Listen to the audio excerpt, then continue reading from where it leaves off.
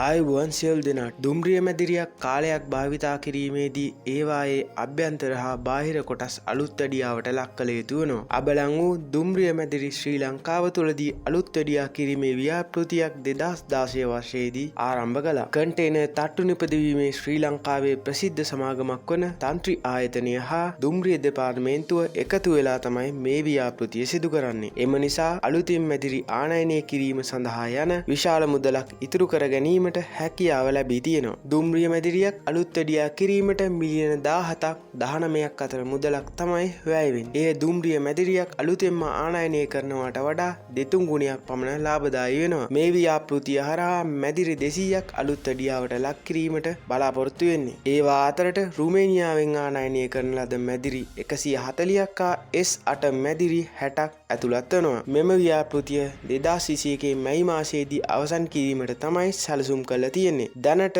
මැදිරි 150ක පමණ වැඩ අවසන් කරලා තියෙනවා. මැදිරිවල බොගිය හා තිරිංග පද්ධතිය රත්මලානයේ පිහිටි ශ්‍රී ලංකා දුම්රිය දෙපාර්තමේන්තුවේ ප්‍රධාන යාන්ත්‍රික කර්මාන්ත ශාලාවේදී තමයි සිදු කරන්නේ. මෙලෙස අලුත් ඇරියාවට ලක් කළ මැදිරි දිගු කාලයක් භාවිතා කිරීමට නම් ඒවා නිසි පරිදි භාවිතා කළ යුතු වෙනවා. හොරුන් මේවායේ වැසිකිළිවල උපාංග පවා ගලවාගෙන යාමට උත්සාහ කරන නිසා ඉක්මනින්ම විනාශයට පත් වෙනවා. මේවා නිසි පරිදි භාවිතා කර රැක ගැනීම ඔබේත් මගේත් යුතුයකමක් හා වගකීමක් වෙනවා. මේ වීඩියෝ එකේ දැක්වෙන ඡායාරූප තන්ත්‍රි Facebook පුටුවෙන් උපුටා ගන්නා ලදී. වීඩියෝ වල තන්ත්‍රි මගින් අලුත් වැඩියාවට ලක් කළ දුම්රිය මැදිරිවල අභ්‍යන්තර හා බාහිර පෙනුම ඇතුළත් දර්ශන බලා ගන්න පුළුවන්. ඔබේ අදහස පහලින් කමෙන්ට් කරන්න. තවත් මේ වගේ වීඩියෝ බලන්න channel එක subscribe කරන්න.